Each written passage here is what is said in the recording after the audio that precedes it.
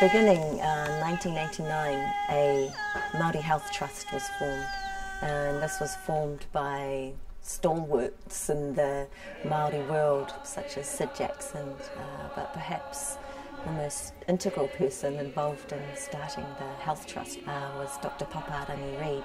She challenged the National Heart Foundation at the time on what approaches and what effective strategies they were adopting to counter the number of Māori dying from heart disease. And this was in the late 80s, early 90s, quite a challenge. The Heart Foundation took that on board and they started their own service, a Māori service, which became Te Hotu Manawa Maori.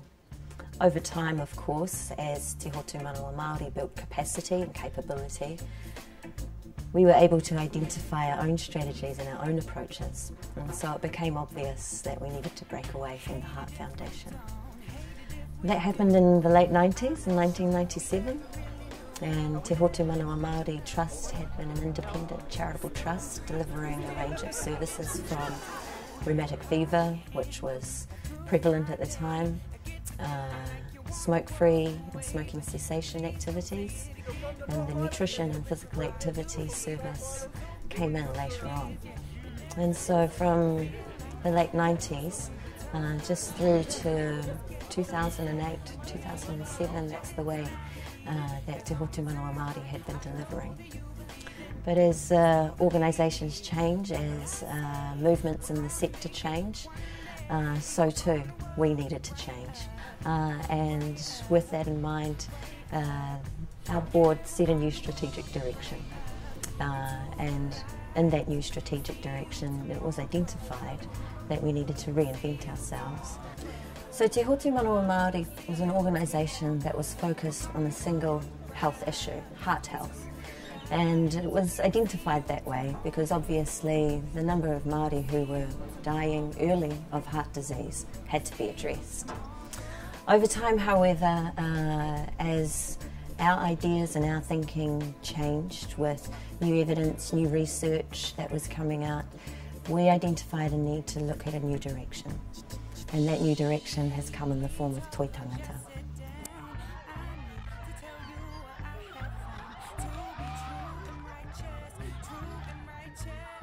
Te Hotu Manawa Maori Trust is still in existence. We never want to lose sight of the beginnings of the organisation.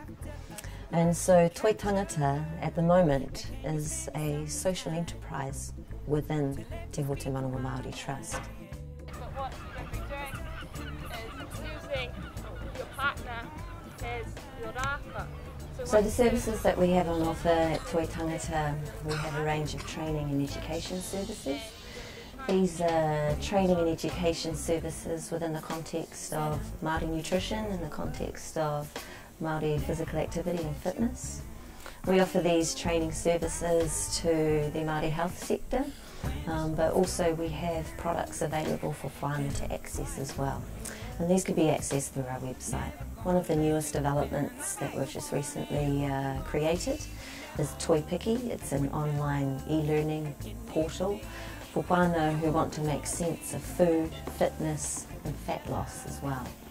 All of our products and services are created from a Māori worldview.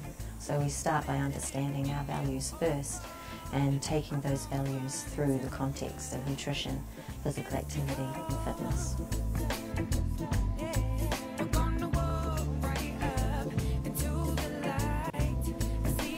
Another important part of our work is creating the space and place for Māori, for whānau and for Māori in the health sector to come together and be able to talk about alternative approaches.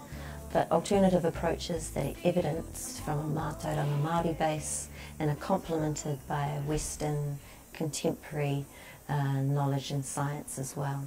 And I think that's the really unique point of difference that Toi Tangata offers. Well,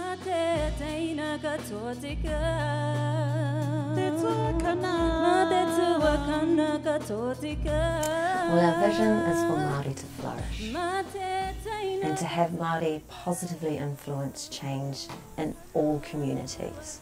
And I believe that now's the time. There are so many Māori-led events, Māori-led services and Māori-designed products that shape a new way of thinking about nutrition.